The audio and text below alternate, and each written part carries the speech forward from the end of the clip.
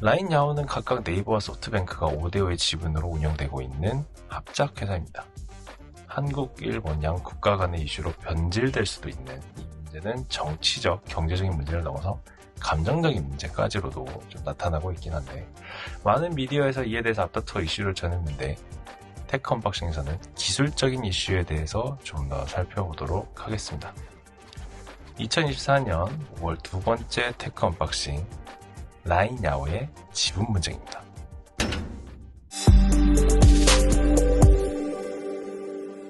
자, 여러분들이 구슬땀 흘리며 노력한 쌀을 수확한 다음에 창고에 잘 옮겼는데 어느 날 참새 몇 마리가 쌀을 훔쳐간 이후로 땅 주인이 농사 기술과 수확한 쌀을 모두 내놓으라고 한다면 어떻게 하실 건가요? 거기에 모자른 듯 주인이 수확한 쌀을 모두 본인 창고로 옮기기 위해 창고까지 새로 지으라고 요구한다면 어떻게 하시겠습니까? 조금 극단적인 비유를 드렸는데 현재 이런 일이 벌어지고 있는 라인 야후입니다. 자, 지금까지 너무나도 많은 뉴스들이 쏟아져 나왔습니다. 라인 야후에 대한 이슈는 기업과 기업의 문제를 넘어선 국가와 국가의 문제로 커지게 될까봐 우려스러운 부분도 좀 있습니다. 많은 사람들은 이제 라인 야후의 이슈는 상당히 오래전부터 존재했었고 이제야 올 것이 왔다라고 판단하시는 분들도 계십니다. 왜 이렇게 갑자기 이 이슈가 커지게 되었는지 기술적인 문제로 저희는 접근해서 살펴보겠습니다. 라인의 히스토리에 대해서 간단하게 먼저 살펴볼게요. 자, 라인 같은 경우는 2011년도에 네이버 톡을 출시하면서 같은 해 6월에 라인이 출시됩니다. 자, 이 라인이 개발됐던 거는 그때 당시 2011년도에 발생했던 동일본 대지진 당시에 이해진 의장이 여기서 통신 두절이 된 것에 대해서 영감을 받아서 개발하는 것을 착수했다고 합니다. 사실 이때 당시에 국내 사정은 2011년도에 카카오톡이 이미 국민 메신저로 많이 시장 점유율을 가져가고 있었고요. 자, 그러면서 라인 같은 경우는 일본에서 선점을 좀 시작하게 됩니다. 그리고 나서 2014년도에 목표가 연내 5억 명 이상의 가입자를 유치하는 것을 목표로 합니다. 연내 5억 명 이상이었는데 이때 당시에 가입자 수가 약 3억 7천만 명 정도 되고 있었고요.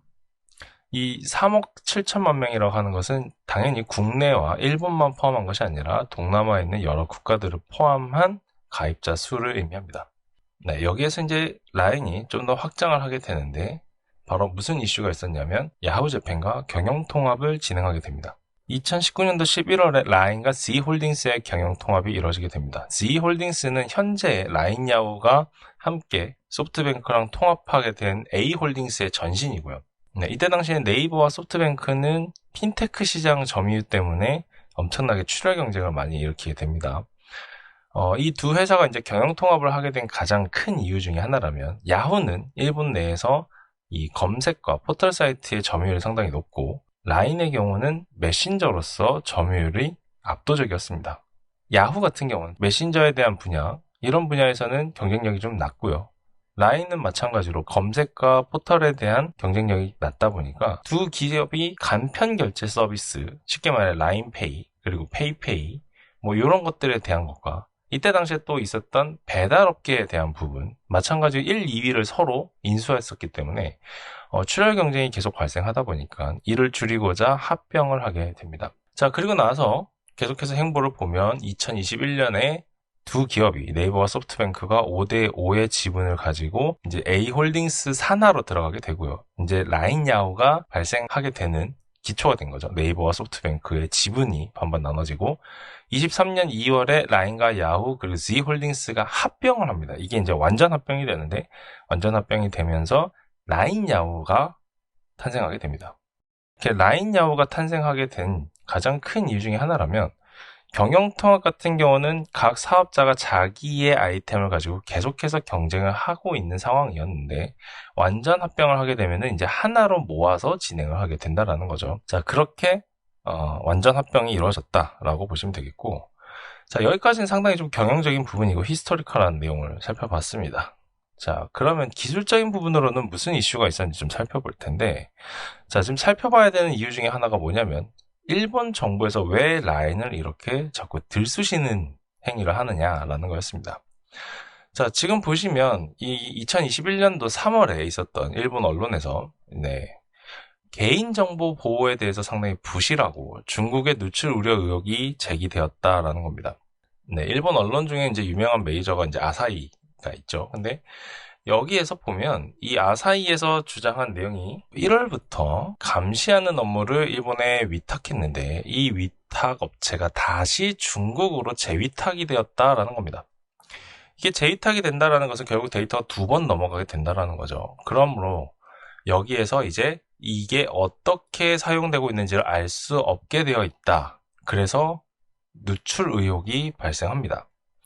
자, 그리고 마찬가지로 이 중국 법인에서 당연히 이 라인 이용자가 요청했을 때 일본 서버에 접근할 수 있게 된다라는 건데, 이렇다 보니까 이거를 관리할 수 있는 방법이 없다라는 게 바로 일본 언론에서 제기한 의혹이었고요. 자, 그리고 나서 또 한 가지 이슈가 발생했는데, 같은 해 6월에 이런 발표가 나옵니다. 자, 이거는 이제 발표된 내용입니다. 데이터 센터의 위치가 이제 은폐되었다라는 거였습니다. 일본 특별위원회라고 하는 게 일본 내에서 이 라인에 대한 감사 진행을 했습니다. 이때 당시에 이제 조지 시시도 도쿄대 법정대학원 교수와 그 다음에 가와구치 설계 대표인 가와구치 히로시라고 하는 두 분이 이제 발표를 했었습니다. 여기서 이제 전문가들을 구성됐던 건데 이 두 분이 이제 나와서 발표를 한 자료가 있습니다. 그래서 그분들이 뭐라고 얘기를 했냐면은 지금 라인이 가지고 있는 메인 데이터 센터는 현지에 구축되어 있다라고 했는데 여기에서 실제로 데이터들 여기 잘 보시면 이미지, 동영상, PDF와 같은 첨부 파일 관련 데이터라고 되어 있는데 사실 이때 당시에는 이 데이터들이 첨부 파일 데이터다라고 볼 수 있겠지만 저희가 봤을 때 특히 인공지능 입장에서 본다고 했을 때요. 너무 인공지능적인 기술로만 보겠지만 이런 데이터들이 사실은 비정형 데이터들이죠. 그래서 개인정보를 제외하고 나머지 데이터들, 뭐 텍스트 데이터나 이런 채팅 데이터 이런 거 아니고 그냥 이미지, 동영상, PDF 같은 첨부 파일 관련된 데이터가 전부 다 한국에 있었다. 뭐 이렇게 나와 있습니다. 여러 가지 이유가 있을 수 있겠죠. 첫 번째, 대규모 서버를 일본 내에 구축하는 게 어려웠을 수도 있고요. 아니면 이 자체에 대해서 정말로 안일하게 판단했을 수도 있습니다. 데이터 센터 자체를 일본에 설립하는 것에 대해서 크게 고려하지 않았을 수도 있죠. 근데 자세한 내목은 둘째 치더라도 일단 이 특별위원회에서 발표했던 내용 자체가 데이터가 일본에 없다라는 부분이었습니다. 2013년도에 주요 개인정보, 중요한 내용이죠. 개인정보는 일본 데이터 센터에 저장이 되어 있던 상태였고 15년도에는 당연히 여러 센터를 보유하고 있다. 근데 메인 서버는 일본에 있다. 개인정보는 법률에 따라 관리된다. 그렇죠. 이제 라인이 일본에서 운영을 해야 되니까 일본 법에 따라 관리를 했겠죠. 그리고 라인을 구성하는 주요 서버는 일본에 있고 일본 법률에 따라 운영된다. 이런 것들을 다 발표를 했습니다. 이게 이제 당연히 위원회에서 조사한 결과를 발표를 한 사실입니다. 그러니까 여기서 이제 문제가 됐던 부분은 바로 요거죠. 이렇게 파일 데이터들이 일본에 없다라는 부분. 요거죠. 자, 이래서 이제 계속해서 일본 언론과 정부에서 계속 라인에 대해서 집중적인 감시를 합니다. 근데 이제 라인에서는 발표를 해주죠. 뭐냐? 우린 3년에 걸쳐서라도 뭐 이렇게 한국에서 일본으로 데이터를 이전할 거다. 그러니까 정부 신뢰라고 하는 건 일본 정부의 신뢰를 의미하는 거겠죠. 왜 일본 정부의 신뢰에 대한 부분을 얘기를 하냐면은 라인이 아무래도 일본 내에서 점유율이 높고 지금 우리가 흔히 카카오톡에서 특히 많이 하는 것 중에 뭐 본인 인증을 한다든지 핀테크라든지 알림이라든지 뭐 이런 것들을 많이 봤잖아요.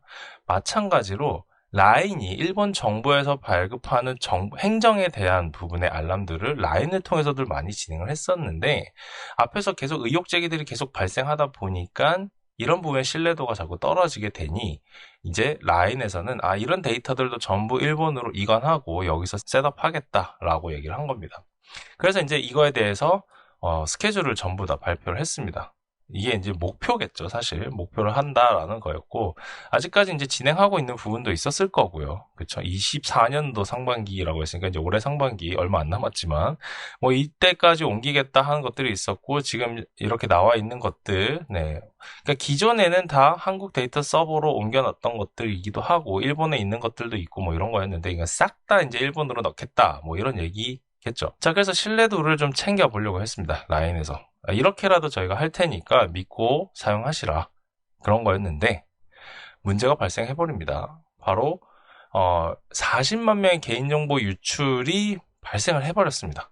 네, 실제로 발생한 일이고, 자, 여기에서 보면은 사이버 공격을 받았다. 그리고 그로 인해서 개인정보 뭐 이런 게 유출된 거 아니냐 이렇게 돼 있었는데, 사실 이때 당시에 이 개인정보 유출이라고 하는데 중요한 내용들은 유출은 안 됐다고 합니다. 다행히 뭐 무슨 채팅 내용이라든지 민감 정보라든지 이런 것들까지는 안 들어갔는데, 그래도 어느 정도 어떤 내용들이 조금 이렇게 해킹이 됐다라는 거죠.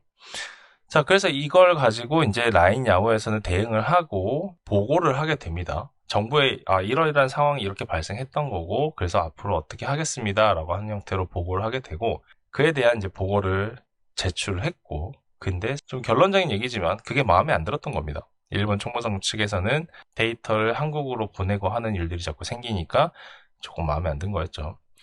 자, 일단은 내용을 좀 더 살펴보겠습니다. 어떻게 해서 개인정보가 유출이 됐느냐. 네이버 같은 경우는 한국의 가장 대표적인 IT 기업이고, 현재 지금 네이버에서 데이터 센터를 구축해서 보안 신뢰성에 대한 부분으로 많이 홍보를 하고 있습니다. 네이버 클라우드 서비스를 통해서 우리는 데이터를 안전하게 보관하고 있다를 나타내주고 있는데, 아시다시피 네이버 같은 경우에는 데이터 센터를 각 춘천, 각 세종을 통해서 보관해놓고 여기에서 데이터들을 전부 다 이제 관리하고 있습니다. 이 각 춘천, 각 세종 하는데 왜 각이라는 이름을 썼느냐? 팔만대전경이 합천 해인사에 있다라는 건 잘 알고 계시죠? 각이라고 하는 것은 절의 경전이나 책이나 목판 같은 것들을 이제 보관하는 보관 건물입니다. 그래서 그 이름을 따와서 네이버에서는 자기네들 클라우드 데이터 센터를 이제 각이라는 이름을 지어둔 거고요. 자, 근데 좋습니다. 이 지금 클라우드 센터는 무사고 10년째다라고 하면서 이제 홍보도 많이 하고 하는데, 그런 상황에서 도대체 어떻게 라인이 해킹을 당했느냐? 자, 이 과정이 크게 4단계에 걸쳐서 발생하게 됩니다. 첫 번째는 이 클라우드 협력사 PC에 악성 코드가 감염이 되고, 자, 이제부터 거꾸로 타고 오기 시작하는 겁니다. 작업 클라우드 서버에 악성 코드가 감염이 된 다음에 그 클라우드 서버를 통해서 해커가 침투를 하고, 그 다음에 라인 야후 시스템까지 침투를 하게 됩니다. 근데 사실 좀 저는 놀라운 게, 여기까지 침투했으면은 다른 네이버 서비스들도 많을 텐데 왜 라인 야후 시스템으로 들어갔을까라는 부분도 조금 의아한 거긴 한데, 네, 그런 의혹 제기하지 않도록 하고요. 사실 기반으로 얘기하자면 어쨌든 라인 야후 시스템을 침투를 했고, 거기서 앞서 보신 대로 40만 이상, 최종적으로는 53만 건이라고 나와 있는데, 네, 어쨌든 그렇게 해킹이 된 겁니다. 자, 이렇게 해서 거꾸로 타고 가서 일본으로 갔다라는 거고요. 이에 따라서 일본에서는 이제 라인에게 압박을 주기 시작했던 건데, 사실 이 일본이 이런 개인정보 해킹에 대한 부분으로 조치를 취한 게 조금 차이가 있습니다. 어떻게 보면 차별이 조금 있을 수 있는데, 예전에 조금 된 얘기긴 하지만 2018년도에 이 페이스북에서도 마찬가지로 개인정보 유출이 발생했습니다. 2018년도에 있었던 일이고요. 자, 그래서 마찬가지로 일본 총무성에서 이 페이스북에 마찬가지로 어떻게 하십시오라고 이제 얘기를 했는데, 뭐 첫 번째로는 뭐 좋아요 버튼에 대한 부분, 두 번째는 이 8,700만 명의 데이터에 대해서 빼돌린 거에 대해서 어떻게 대응해라 라는 부분과, 그 다음에 세 번째는 이 해킹에 대한 대응, 2,900만 명의 개인정보 유출된 것으로 된 것에 대한 일본인도 피해를 봤을 수 있다. 그러니까 사실상 일본인들이 얼마나 피해를 받는지 모르겠지만 여기에 당연히 일본이 있지 않겠냐. 그러니까 원인 규명과 재발 방지를 해라. 이렇게 얘기를 한 겁니다. 근데 조금 의아하죠. 네. 뭐 페이스북이 일본에 지사가 없을 수도 있겠지만 라인에게 조금 하는 행동과는 좀 다르긴 하죠. 경제적인 부분이나 정치적인 부분은 빼고 그냥 이렇게 원인 규명 재발 방지, 어떻게 보면 맞는 말이죠. 필요한 부분이니까 이거에 대한 해결 방안을 제시하라라고 한 겁니다. 자, 근데 이제 왜 의아한 거냐면, 라인 같은 경우에는 해킹을 당했다, 개인정보가 유출됐다, 그 건수가 53만 건이다, 뭐 이렇다고 했을 때 그것에 대해서 어떻게 방지하겠습니다 라고 보고를 했음에도 불구하고 이상하게 너무 강경책으로 나온다라는 거죠. 그 강경책으로 나오는 것 중에 이제 제일 이슈가 되는 부분이 바로 지분을 바로 다 털고 나가라라는 식인 건데, 좀 더 기술적으로 좀 생각했을 때 이 타이밍에 무슨 일들이 있었는지를 좀 보면, 네이버 같은 경우에는 23년도 7월에 이 발표를 합니다. 바로 클로버 X에 대한 발표를 진행하게 됩니다. 네이버에서 이제 자체적으로 개발한 생성 AI, 그러니까 LLM이죠. 그래서 대규모 자연어 처리에 대한 모델을 생성한 것을 발표를 하게 됩니다. 이제 여러분도 잘 아시는 하이퍼클로버 X가 발표가 됐고, 이 하이퍼클로버 X 같은 경우는 파라미터의 개수가 대충 한 2040억 개 정도 됩니다. 그러니까 한국에서, 그리고 라인의 모기업인 네이버에서 이런 생성 AI를 개발을 했다라는 것 자체가 상당히 놀라움이었죠. 이 클로버 X라고 하는 것 자체가 그러면 이제 한국에서 저 개발한 AI가 일본으로 들어오겠다. 누구나 예측 가능한 상황이다 보니까 당연히 견제가 들어올 수밖에 없습니다. 일단 견제를 한다 치더라도 이 서비스가 어떤 방식으로 들어오게 되느냐? 바로 라인을 타고 들어오겠죠. 라인에 AI를 붙여서 들어오게 될 거고, 당연히 서비스는 라인을 타고 퍼지게 될 거고, 사람들은 많이 이용하겠죠. 그리고 실제로 이미 라인을 통해서 이 기술들을 많이 사용을 하고 있기도 합니다. 여러분들께서는 잘 모르실 수도 있지만 저 같은 경우도 한번 사용해 본 적이 있거든요. 라인웍스라고 하는 사내에서 사용하는 인트라넷 같은 건데, 이거를 당연히 일본에서도 선호하죠. 라인을 이용해서 하는데 여기에 AI 기술이 덧붙습니다. 그리고 라인 자체에서도 이렇게 일본의 인공지능 사업을 선도한다라고 아예 홍보를 하고 있습니다. 지금 현재 라인 야후에서는 소프트뱅크의 지분도 있다 보니까 소프트뱅크 입장에서 생각해 봤을 때는 상당히 불편할 수도 있다라는 거죠. 자, 근데 이게 좀 그렇다는 거예요. 타이밍 자체가 왜 지금 타이밍에 이러는가? 물론 문제가 발생하면 그걸 가지고 물고 늘어지는 게 어떻게 보면 좀 당연한, 비즈니스에서는 당연한 걸 수도 있긴 한데, 자, 지금 타이밍에 이렇게 들어온 것도 좀 꿍꿍이가 있어 보인다라는 겁니다. 근데 공교롭게도 이런 이슈가 왜 발생했느냐? 자, 일본 정부에서 AI 개발을 위해서 소프트뱅크를 지원합니다. 물론 소프트뱅크만 지원한 건 아닙니다. 여기 자료에서 보신 것처럼 소프트뱅크뿐만 아니라 이 사쿠라 인터넷이라고 하는 기업, 그 외에 다양한 기업들의 전부 이 슈퍼컴퓨터 개발 보조금을 전부 지급을 해준다. 한 4천억 원 정도 되는 금액으로 이제 지원을 해주게 되는데, 뭐 토탈 금액이 아니라 소프트뱅크에만 그 정도로 지원을 한다라는 겁니다.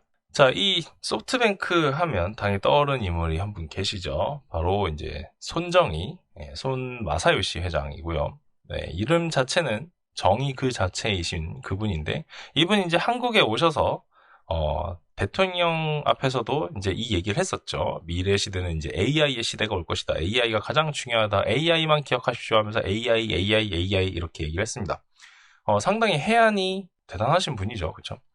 AI 시대가 진짜로 도래했고, 그래서 지금 세상 자체가 좀 뒤집힌 느낌도 좀 있습니다. 점점 뒤집혀 가려고 하는 느낌이 있는데, 정작 소프트뱅크가 개발한 AI가 없다라는 부분이 제일 문제이긴 합니다. 소프트뱅크 입장에서는 그렇다라는 거죠. 한국에서 AI를 그렇게 주구장창 외치셔서 한국에서 AI를 개발했더니, 그리고 그거를 기술적으로 이제 사용을 하려고 하다 보니까 소프트뱅크 입장에서는 좀 불편하고, 근데 이 타이밍에 또 무슨 일이 벌어지냐면, 라인 야후에서 네이버 패싱, 뭐 구글과 AI 검색 손 잡았다. 이거는 사실 국내 언론, 한국 언론이다 보니까 뭐 이런 워딩이 조금 과격하게 보일 수도 있긴 합니다. 그렇긴 한데, 이미 애초부터 소프트뱅크는 구글 말고도 오픈 AI나 AWS AI를 계속 활용하고 있었다라는 겁니다. 상당히 웃긴 건 뭐냐면 라인 야후잖아요. 그러니까 라인과 야후의 지분이 5대5였던 상황에서 기술적인 지원을 라인에게 받지 않았다. 혹은 우리가 이런 거 개발하는 게 좋을 것 같으니까 이런 걸 좀 만들어 보자라고 하는 어떤 이 긴밀한 협력이라는 부분이 없었다라는 게 상당히 의아한 부분이었던 거죠. 경영 통합을 이어서 완전 합병까지 했는데, 그럼에도 불구하고 긴밀한 협력이 없었다. 어떤 기술적인 견제는 계속해서 있었다라고 판단해 볼 수 있는 입장이지 않을까 싶습니다. 자, 뭐 여기 네이버 패싱이라는 걸 떠난다 하더라도 일단 구글과 AI 검색을 손잡았다. 즉 기술 제휴 자체를 구글과 했다라는 거니까 결국에는 네이버의 이 기술적인 부분을 어느 정도 좀 배제하려고 하는 움직임은 계속 갖고 있었다라는 거죠. 지분을 떠나서 기술적인 부분을 봤을 때도 그랬다라는 겁니다. 자, 그런데 여기에 또 공교롭게도 이 타이밍에 사실 이거보다 조금 더 전입니다. 지금 앞에서 보셨던 구글과 검색 손잡은 거 이전에 사실 무슨 일이 있었냐면 바로 오픈 AI의 아시아 첫 사무소가 일본으로 갑니다. 게다가 그냥 사무소만 여는 게 아니라 일본 도쿄 사무소를 설립하면서 여기에 일본 맞춤형 GPT-4 모델까지 같이 출시를 해버립니다. 상당히 무서운 게 이게 그렇게 그냥 맘먹은 대로 되느냐 한다면은 절대로 불가능하긴 한데 이 형님들은 또 해냅니다. 이 오픈 AI 형님들은 이걸 또 해냅니다. 그래서 일본어 모델을 아예 만들었고 심지어 이 모델이 기존의 GPT-4 터보보다도 더 빠른 속도를 가지고 있다라고 합니다. 얼마나? 3배나 빠른 속도를 가지고 있다. 상상을 초월하는 속도로 개발을 계속하고 있는데 일본어 맞춤형 GPT-4 모델이 개발이 된다고 하니까 당연히 일본 내에서는 환대를 받을 수밖에 없죠. 그런데 한 분은 환대하기 좀 힘들죠. 바로 손정희 회장이 그렇죠. 소프트뱅크 내에서는 생성형 AI가 없습니다. 그러다 보니까 이 AI라고 하는 시장에 소프트뱅크는 계속해서 투자를 때려박기 시작합니다. 이미 1784억 원 정도를 투자를 했고 추가로 1조 3380억 원 상상이 안 될 정도의 금액으로 투자를 하고 있는데 이걸 이제 추가로 이제 투자한다는 거죠. 그리고 나서 이 소프트뱅크의 입장에서 발표한 것은 우리가 개발하고자 하는 모델 파라미터는 1조 파라미터 수준인데 이게 GPT-4의 수준 정도 된다라는 겁니다. 즉 우리가 오픈 AI에서 만드는 그 AI보다 혹은 그 AI만큼 이런 AI를 만들 것이다 라는 겁니다. 기존은 계속 미국 글로벌 기업들이 만들어낸 AI 가지고 쓰고 그거 개량하고 했던 거를 우리 이름으로 소프트뱅크라는 이름으로 AI를 만들어내야지 라는 거죠. 이 야망, 이 포부가 계속 저변에 깔려 있었던 상태라는 겁니다. 자, 근데 이제 아무래도 계속 의아한 것은 그게 라인과 무슨 상관이 있냐라는 건데 인공지능 개발의 가장 핵심적인 부분이 바로 데이터입니다. 근데 이 데이터에 대한 자유도가 소프트뱅크에는 사실 없었던 거죠. 앞서서 봤던 것처럼 이 지분 나눔에 있어서 소프트뱅크가 가져간 부분이 경영 쪽을 좀 맡았었고 기술적인 부분이 라인에서 가져갔던 거였는데 이 기술적인 부분에 대해서는 당연히 협력이 없었다는 것은 그만큼 소프트뱅크랑 같이 한 것도 없었고 개발도 없었고 뭐 당연한 얘기지만 기술 이전은 더더욱 없었겠죠.